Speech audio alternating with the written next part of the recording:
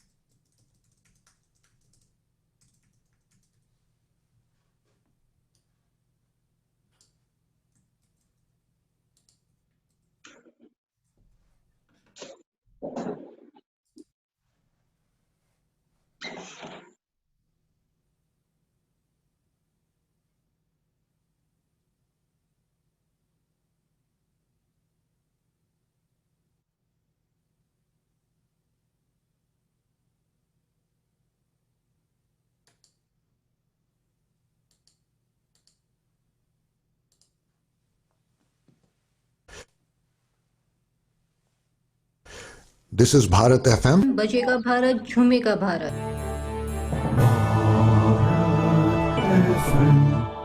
बजेगा Bharat, झूमेगा Bharat.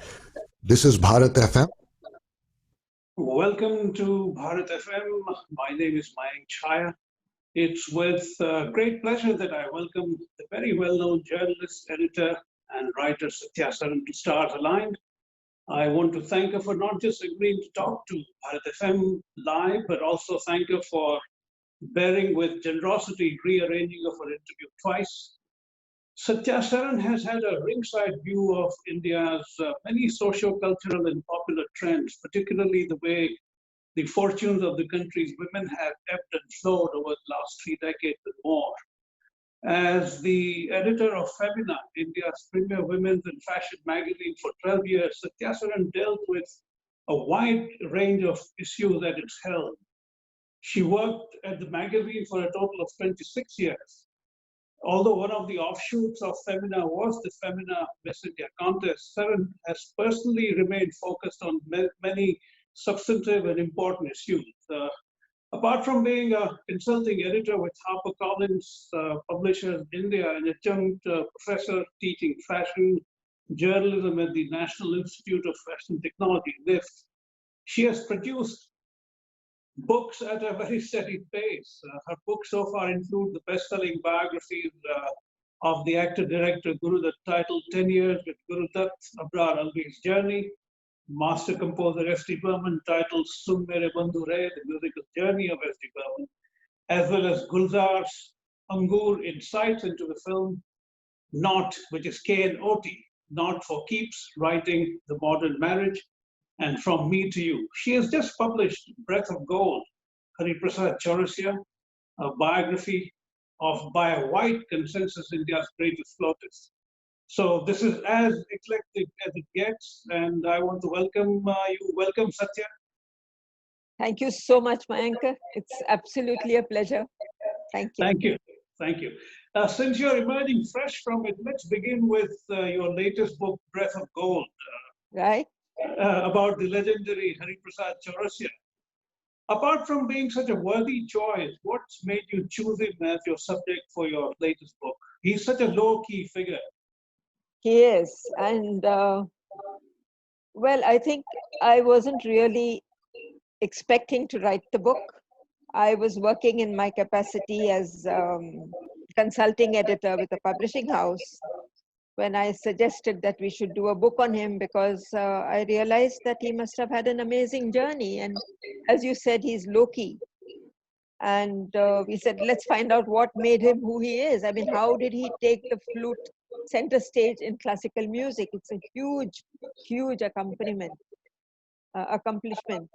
And it was the family which suggested that I should write the book. They had read my book on S.D. Burman. They liked the way it had been written. And they said, this is how we want you to approach this biography, in a similar manner, not exactly the same. And I think that's how I got into it. It would have been a particular challenge for you to bring out someone who is so understated, someone who is also self-effacing. How did you manage to get him out to talk to you on such a broad range of issues? Actually, I have met Hari before.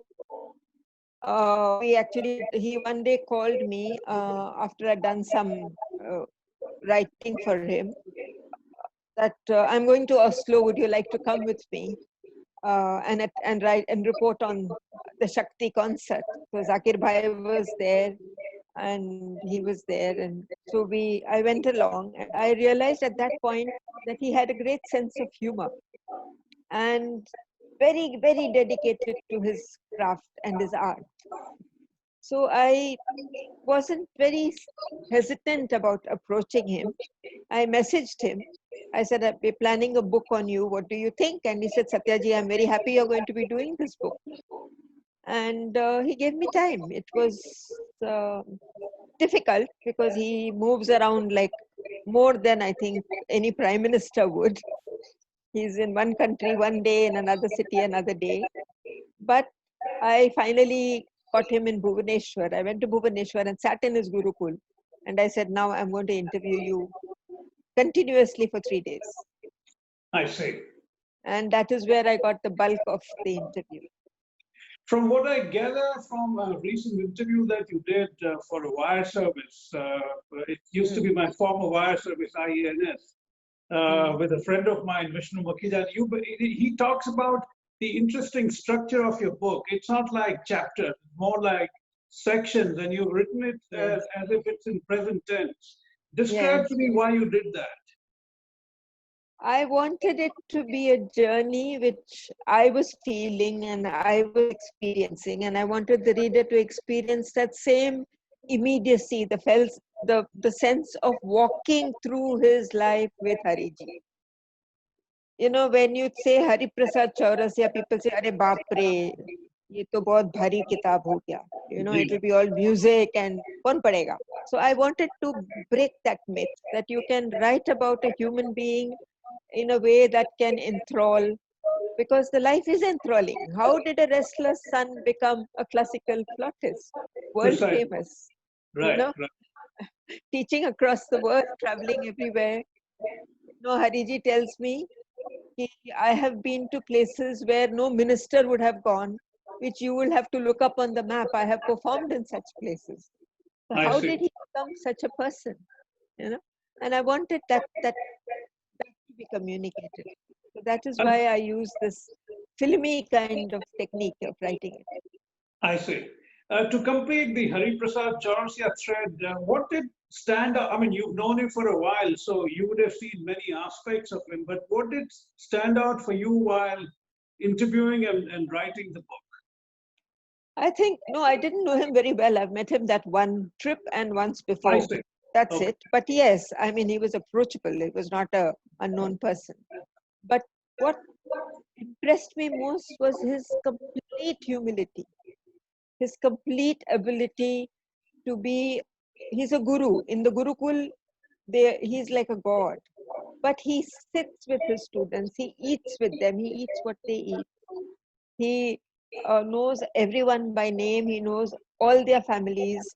He's concerned about them. It was that ability to communicate on a one-on-one, his humility. He didn't think he was some awesome figure on a pedestal. I think that is what really touched my heart. I see. It was a measure of his greatness for me. I presume 10 years with Guru Dutt, Abrar Alvi's journey was your first book, right? It was my first non-fiction book. I have a book of stories which I published earlier. Oh, before that, I see. Okay. So I was watching some of your interviews, and you describe how you were perhaps at the end of your tether with office politics and looking for new vistas to explore. And as part of that, you got introduced to Abrar Alvi. And describe to me that interesting phone call that you had when you finally tracked him down. And it almost did not happen. First of all, let me tell our listeners, because some of them may not know who Abrar Alvi is. Abrar Alvi is a very distinguished screenwriter and director who has been associated with great movies such as Arpar, Mr. and Mrs. 55, Kaagaz Ke Phool, Sahab Bibi aur Ghulam, Pyasa. In fact, Sahab Bibi Aur Ghulam is the one that he directed, and there is a story about it that Satya has, which we'll explore in a bit. But let's talk about how the book happened. Well, I was, as you mentioned, a little unhappy with the politics at work. There's a lot of unionism and there was a lot of issues happening and it was making me very upset. And then I read this interview, which was fascinating, in the Indian Express about Abrar Alvi talking about Guru Dutt's last evening. And at the end of it, the writer said, you know, Abrar Sahab has so many more stories if somebody has the time to listen. And I thought to myself, I have loved cinema. I have loved the world of films. Why don't I explore this opportunity and try and write a couple of articles? You know, so I rang up Express, got the number and rang up Abrar Sahab. And I said, Abrar Sahab, I'm a journalist. He said, haan. You know, he doesn't like journalists too much. And then I said, look, I have read this article and I'd love to come and interview you. So he said, nahi, main to bahut bimar hoon. I'm not keeping well these days. And what is it you want? I said, no, I thought I would like to hear some stories from you about Guru Dutt Sahab and about your work with him. And he said, nahi, aap aise karo, you call me after a couple of weeks when I will feel better. I said, "Theek hai." I mean, how can you push somebody who, you know, is in his 80s? So when I was going to call off, he said, एक बार नाम तो बता दो, फिर से मैं भूल गया हूँ. So I said, Sathya Saran. So he said, Saral. I said, na, N for Nagpur. And he said, अरे नागपुर में तो मैं था. मैं मंगलवारी में रहता था. I said, मैं भी वहीं रहती थी, नागपुर में, माउंट रोड पे. And मंगलवारी में मेरे, he said, हाँ, वो मेरे घर के सामने कोई सरन रहते थे. We used to play cricket. Gilli danda we used to play. I said, they are my in-laws. And he said, so you have in-laws in Bombay? I said, हाँ, वो चौपाटी में रहते हैं. So we started talking about my in-laws. And he says, कब आओगी तुम? So that was it. You know? Oh, that's amazing. That's how it was. And to jump a bit, one of the crueler aspects of Mr. Alvi's life was he was particularly upset about the fact that people never associated him with Sahab Bibi Aur Ghulam, which he directed, he wrote as well, right? Right. And you do talk about that. Why don't you tell our viewers and listeners where he was coming from as an artist of great talent? See, he was very well read. He had done his masters. His father wanted him to go into law, so he ran away from Nagpur with 12 annas in his pocket. And he used to be in his college the playwright and the director of a lot of plays, prize-winning plays. So he had this interest in theatre, and he had a cousin who was acting in a film which Guru Dutt was working on. And so he would drive his cousin, because he knew how to drive. He would drive his cousin there to the studio and hang around while things were happening. And it was once when Raj Khosla, who was writing the dialogues and directing, came to him and asked him, do you like this dialogue? And he gave him a big bhashan saying, मैं कैसे तुम्हें बताऊं? I don't know what is the context, who is speaking it, how old is he, what is his job? And so I am not going to tell you anything. And Raj Khosla pushed off. But Guru Dutt was listening to this. And he realized that this man may have the talent to write for him, because he was looking at it from a different point of view. So he started writing for him. It's a long story we here. But when it came to Sahib Bibi Ghulam book, I have read the book. It's a huge tome. I've read it in translation. And what Abrar did was he extracted this crux of the story of Choti Bahu from there. He left out Swami Vivekananda and everything else, the socialist movement and Bhakti movement. He took the story and he made that the center of his film. Right. And he was supposed to not be there. He was going off to the south on work, I don't know, or maybe on personal work. So what he did was, Guru Dutt asked him, you have to set the tone for this film. you record everything on a spool. So I will use it as my assistant director. So Abrar Alvi recorded the entire film in all voices.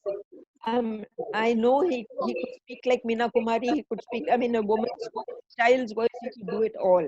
So he did it in that, and he was leaving when finally it happened that he was given the job of directing the film because Guru Dutt couldn't do both jobs of acting and directing. But the world refused to accept that it was not a Guru Dutt film. Though he showed me a letter, and Filmfare has published that letter saying that this is your film. If it does well, it's your credit. If it doesn't do well, it's your problem. This is a letter by Guru Dutt to Abrar. And that is why he was very bitter. When I met him, he was a very big man, a very sad man. At the end of his life, he said, "Mujhe kuch nahi mila isme." You know? I see. And that is why the book goes on. It has 3 chapters on Sahib Baby Ghulam, where he gives instance after instance of how he shot a particular frame, how he collaborated with Guru Dutt on the songs because Guru Dutt insisted on singing the songs, was on filming the songs. So he finally made it very obvious that it was his film. Anybody who reads this book will be convinced. It's ironic that his own life story has some of the elements of Pyasa of not being credited for his work, right? Yes. Yeah. True. And in fact, Gulabo in Pyasa was somebody he knew. It was a street, a sex worker he knew personally. Oh, I see. Yeah. It's fascinating. To complete the Guru Dutt thread, what insights? I know it's a whole book that you've written, but if something that you would like to share with our audience, a particular insight about Guru Dutt that Abrar Alvi, who was a dear friend of Guru Dutt's, he shared with you, we would be very happy to hear. Yes, lots of insight. One, that he was a bad actor. He was. He says everything I had to show him how to do it, and he would stand with his head against the wall and say, "Batao, kaise batao? Kaise bolu main?" And Abrar would tell him. Secondly, that he had a sense of humor. He played practical jokes on everybody. He was not the morose, sad, depressed man everybody thinks he was just because he committed suicide, or rather died by suicide, as is politically correct to say today. Right. So he was full of mischief, and there were so many practical jokes which are in the book, where once he put Wahida into a parda, and she approached Abrar in the room alone saying, "You have to write a role for me." And he said, "तो चेहरे तो दिखाओ आप." He said, "नहीं, मैं नहीं दिखाऊंगी, मैं तो पर्दे में हूँ, पर आप मेरे लिए रोल लिखो." And Abrar said, "ये तो challenge है, पर मैं करूँगा, आप मेरे अपने बारे में कुछ बताइए." And it went on like that, and finally, they saw Guru Dutt giggling away, and that's how the joke was exposed. Between your first book and the 7th, there are 5 more equally fascinating works. One of which, of course, there is absolutely no escape but to talk about is your work on Sachin Dev Burman, who in my book is the greatest Hindi cinema composer 1 to 5, with the possible exception of Rahul Dev Burman. I used to joke that it is SD, RD, SD, RD, and then 5th could be any number of the others. But of course, people get upset by that. It's a personal choice. How did you come to that book, Sun Mere Bandure, The Musical Journey of S.D. Burman? Well, it happened because of Guru Dutt. All my books have led one to the other. Just as Hariprasad happened because of SD, because of Guru Dutt, a gentleman approached me and says, we are SD fans, and we have a Facebook page on SD, and I've been collecting material on SD for years. I'll give you all that, including interviews, including press cuttings. Will you write the book? I said, of course. Yeah. Of course, and because I could listen to all the songs before I wrote it, I could watch all the scenes before I wrote it, and that is why the book took that unusual format. Of exploring it through the songs, of exploring it through his mind. I found an autobiography he had written, SD had written, which had been translated. So I used that to get his tone of voice. I wrote letters in his voice, as if he was writing to his father, writing to his mother. So I created S.D. Burman in my mind and wrote the book to him. What would create someone of the caliber of S.D. Burman? I mean, people don't realize how astonishingly talented the man was. What, in your judgment, what do you think propelled a talent like that?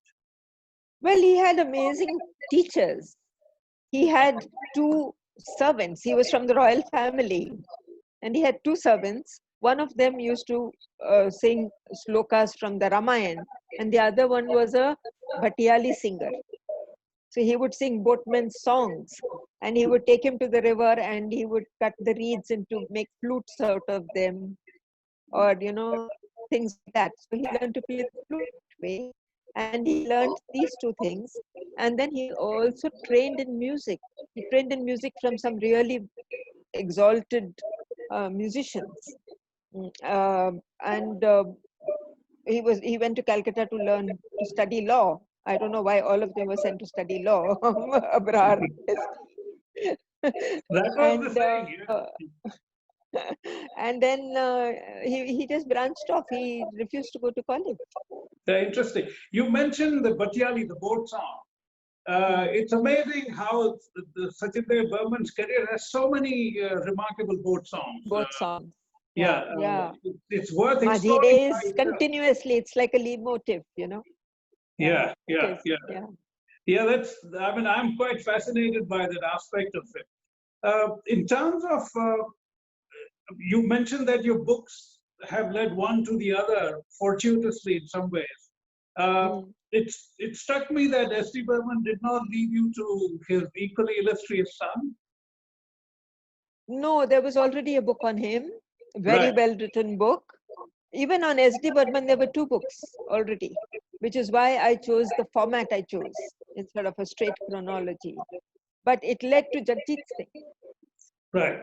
It led to Jagjit Singh because then HarperCollins assigned me Jagjit Singh a year after he had passed away. Now, this sad truth in my life is that I was lucky with Hariji. Otherwise, all my previous biographies had to be written after the person had gone. Right. And that makes it very tough, It does.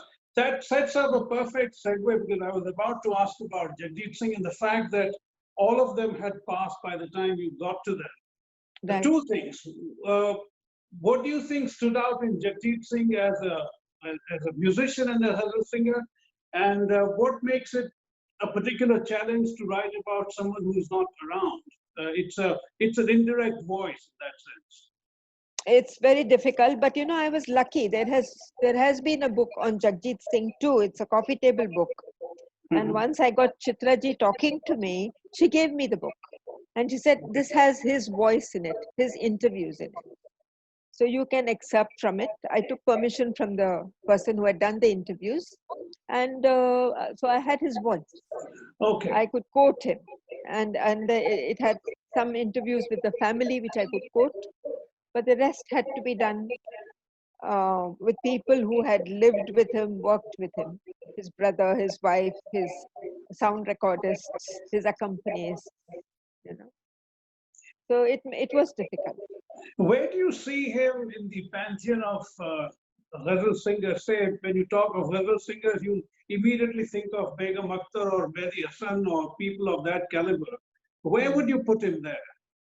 Well, if you don't take the other generation, in his generation, he is the lighthouse.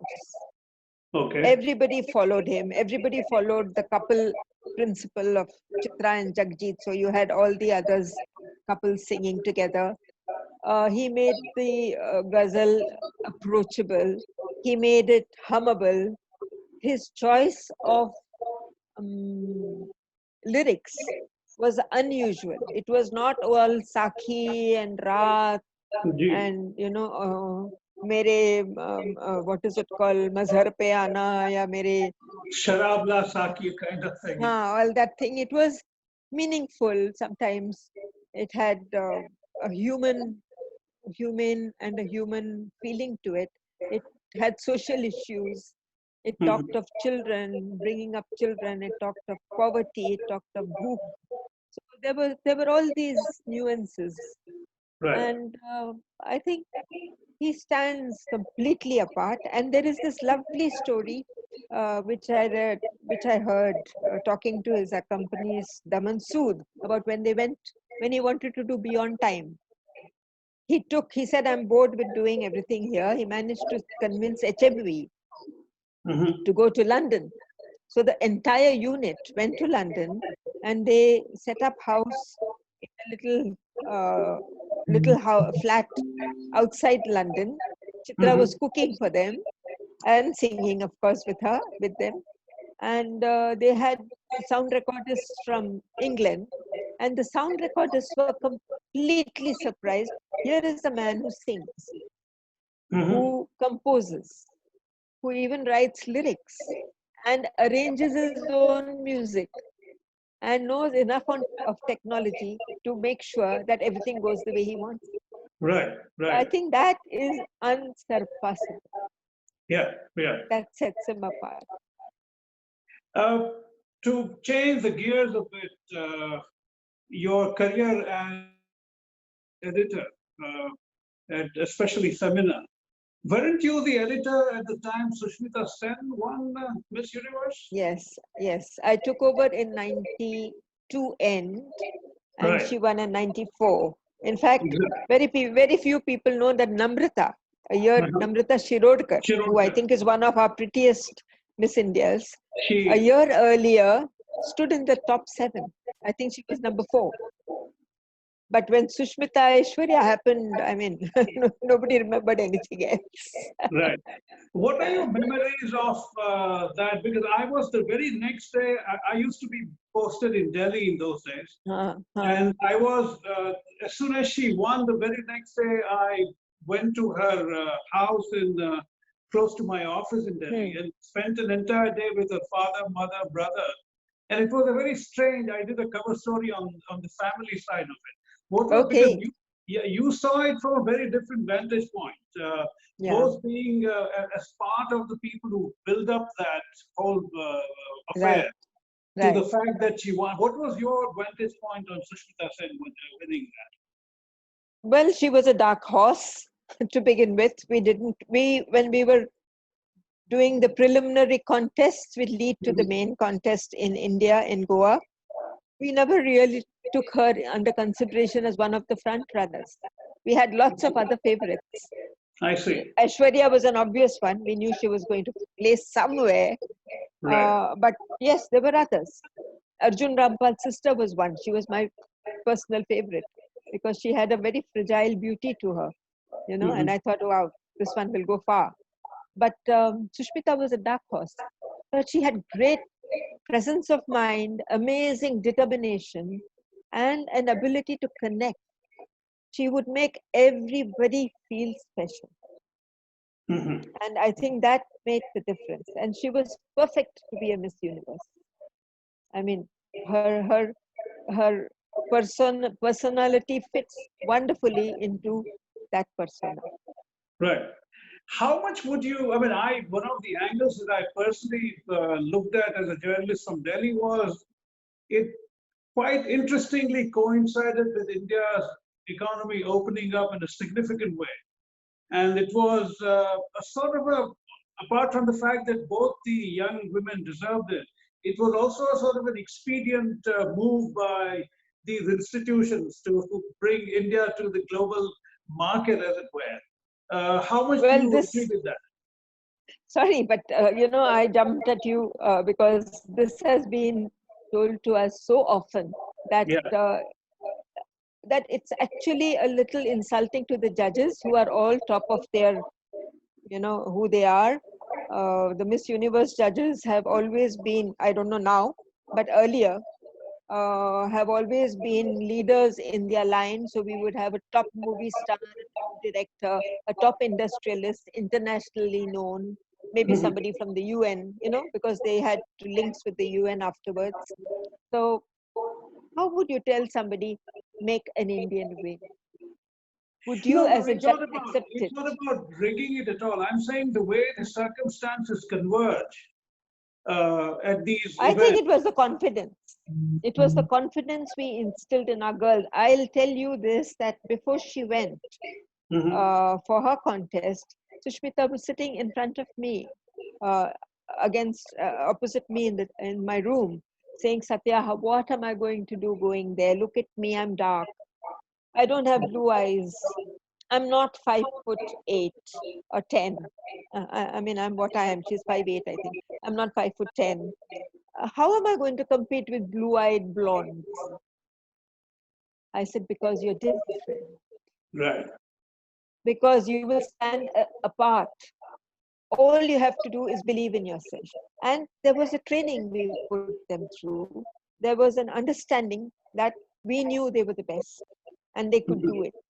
And I think somewhere as a team, we instilled that in our girls.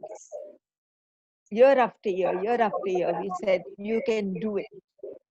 You know, next year when Manpreet went, she said, last year we've had 2 winners. How will they even look at me? And then she came second. Right. So it's the question of confidence. Right. And when you believe you're beautiful, everything else follows. You know? Right, right. So it from what you're telling me, it appears that you looked at the institution of beauty pageants from a substantive standpoint and build up young women's confidence to use that Yes. platform perhaps to do something more remarkable like both Right. these ladies have done. Is that the right assessment on my part? Yes, because I never looked at it as a beauty contest, whatever the international contest may be, though it isn't, because they go on to work on HIV/AIDS or they go on to become spokesperson for causes, whether it's Miss World or Miss Universe. So I looked at it as a personality contest because we do judge them on their IQ, we do judge them on their talent as performers, as communicators, and we of course judge them on their face and body because they have to be fit. But yes, it's a complete package that we were presenting to the world, that this is the Indian woman.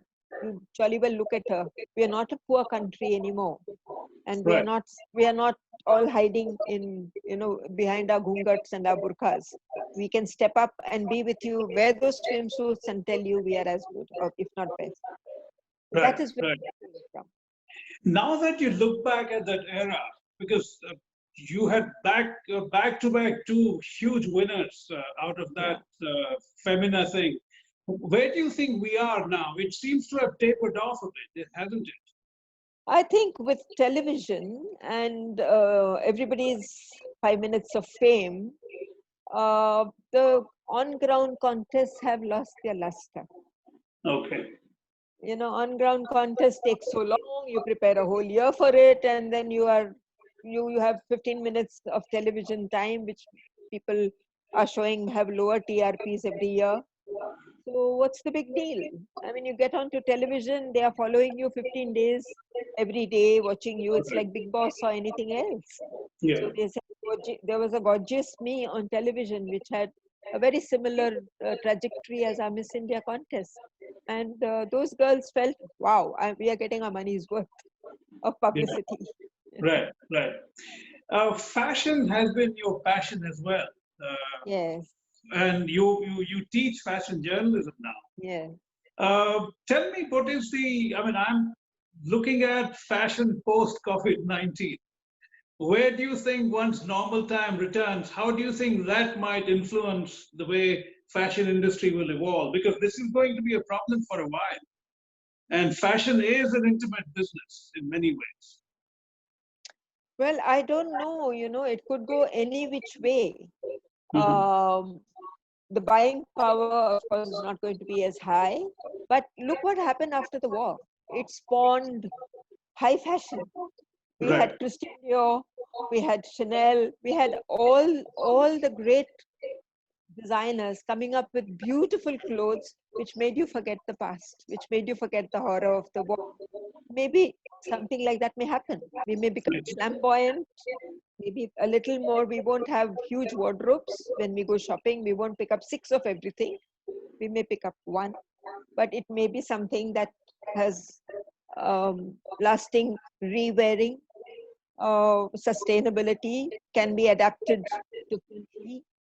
So I think fashion will change, but it will be a positive thing. There are already designer masks. Yes. You can see Yes. it here. I'm sure you can see it in India as Yes, well. yes. Today, one of the papers has carried 6 different masks, one with rhinestones on it and one with something else on it. Right, right. Speaking of fashion, what is the status and level of fashion journalism in India? You have practiced it for a long time, but is there something called serious fashion journalism in India at all?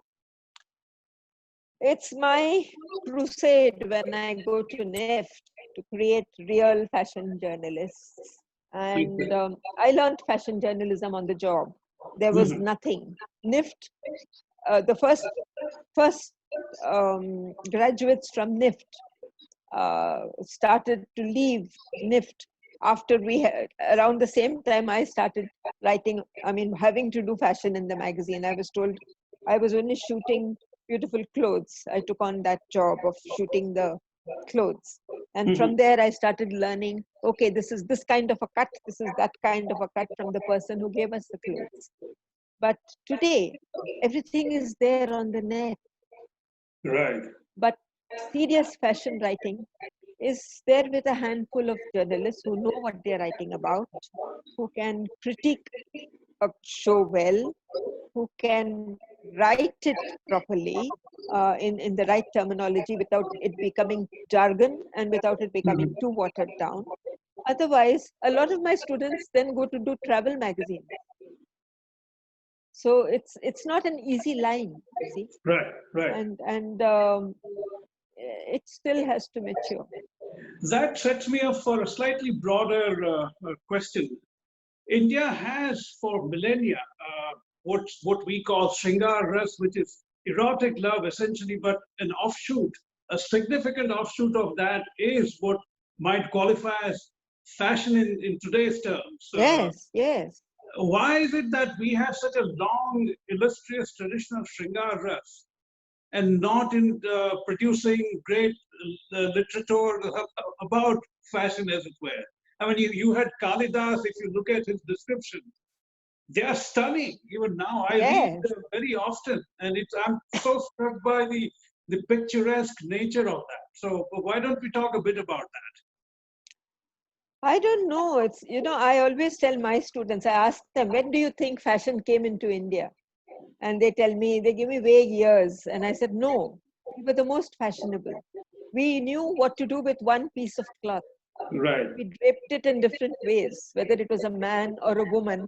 We could do what we wanted with it, and we made individual statements out of it. I said, that is what fashion is.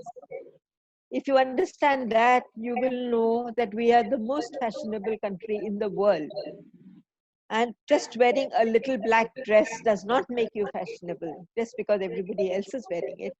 You have to develop your own style. Now that has not filtered through. It has not. In fact, it's now that the younger designers are using Indian fabrics, Indian prints, Indian textures and embellishments to create fashion on the ramp. Otherwise, we were still doing what the West was doing. The silhouettes were Western, the techniques were Western. If you take just fabrics alone, I mean, it is such a massively successful tradition of fabric creation in India for at least 2,000 years, if not more. Right. A Bhagalpur silk is not like a Kanjivaram silk, which is not like a Banaras silk or a Dharmavaram silk, Precisely. And these are very fine differences. People don't realize that. No. So I talk myself hoarse about it. Oh, I see. That's interesting. I know we are running a bit on this. I'm particularly interested in your view on gender in journalism. You had a very strong perch at Femina. How do you think representation of women has evolved in the Indian media, and the way female journalists have played a role, or have they played a significant role? What is your view of that? I think in Femina, we did a lot to make women believe that they were. I must say, I was myself guilty when I finally joined Femina. I joined it reluctantly. I wanted to be in mainstream journalism. I said, "What am I doing in a woman's magazine? A I see. woman's magazine, you know." But it was as it went along, I realized that there was a crusade we could fight here, a battle we could win, and Right. by the time I became editor, we were trying to bring equality in the Indian home through my writing, through our articles, through our journalism. So maybe we succeeded because the magazine became very popular at that point, and people looked up to it. But and then I attended as a member of Women's Edition, which was an international band of women editors who met twice a year to discuss reproductive health issues. Gender sensitivity was one of those. Right. And I brought that back with me, and I realized that we have to bring gender sensitivity into writing across mainstream media. So why do we say a 50-year-old widow was found dead? We never say a 50-year-old widower was found dead. So Yeah. these were issues we raised. And I Right. think some of it has changed, but some of it hasn't. Yeah. Some of it hasn't. And there is a very good organization called Ladli, which gives awards for gender sensitive writing. And they are getting more and more and more entries every year in books, in regional journalism, in English language journalism, in advertising, everywhere. So it's Right. happening, but we have a way to go. Across the Just world, we have a way to go. Just the last couple of questions. One is today happens to be the 99th birth anniversary of former Prime Minister P.V. Narasimha Rao. Yeah, And the reason I'm mentioning it was to his credit that in 1991, the Indian economy began to be very yes, significantly liberalized. And I'm yes. coming to the point of how over 30 years of liberalization, economy opening up, opportunities opening up, have had an impact on the way women have come out of the traditional roles. And there is a significant change, you can see that. How do you see the connection between a reformed economy and the role that women have had over the last 30 years? I think the main result was bringing in a certain materialism, which could have been a bad thing. But what it did is it made the household want more, and therefore the man couldn't do that alone. So the woman had to work, and therefore use the talent, because every Indian woman goes through your BA, MA maybe, so she's educated. Some of them even go through courses and give up. They do engineering or whatever and give it up. So she could use that, and she could use it, go to work, find a job. And I think that opened up, that brought her respect inside the house. It brought her respect with her children. Her children didn't look at her as someone, mama, to be taken for granted. We don't know what she looks like. She's there. She's there when you want a pallu to wipe your nose on, or when you're hungry and you want food. No, mama was somebody who went to work, came back, and shared her ideas with you. So I think that was the huge difference. And I've seen it happen not only with educated women, but in villages. I've seen how women who are not allowed out of their home because they are under Ghungat in places like Bihar, I've been into villages, they are still doing enterprise. They are forming little women's groups and making lac bangles. And that lac bangle group uses that money to educate the daughter, because nobody gives the daughter money to educate Right. herself. Right. And then they are dreaming of buying a cow and setting up a dairy farm, because that will get them more money than lac bangles. So I see this happening across India. But there are pockets. We are too big a country. And there are pockets which hold you in. There are pockets which let you fly. Right, right. I must at this point make a little way for my dear colleague Ashish, who had specifically mentioned his deep abiding interest in Gulzar's Angur. I have the book you here. have written a whole book on that. So Yes. Ashish, take it away. You had a couple of questions. Yeah, so I have always been a big fan of couple of Hindi movies, Bollywood movies, and Mm. I could name them actually: Angur, Golmaal, Chupke Chupke, Jaane Bhi Do Yaro, Anand. These five All movies, Gulzar, all Gulzar. yeah. So these five movies, I can watch it on repeat for the entire month, and I will not get bored. Mm.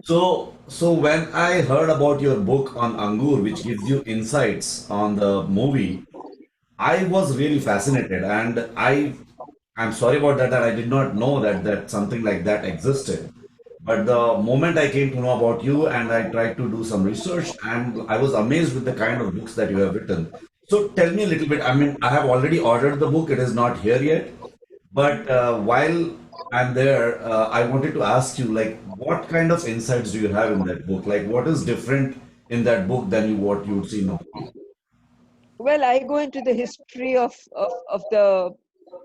Angur, which is a Shakespearean play, which is based on Comedy of Errors. So I talk about the history of Comedy of Errors from Shakespeare down across the world. It has been performed in all kinds of formats. Right. In England alone, it has been performed innumerable times through the ages. Uh, and Gulzar's own fascination with it.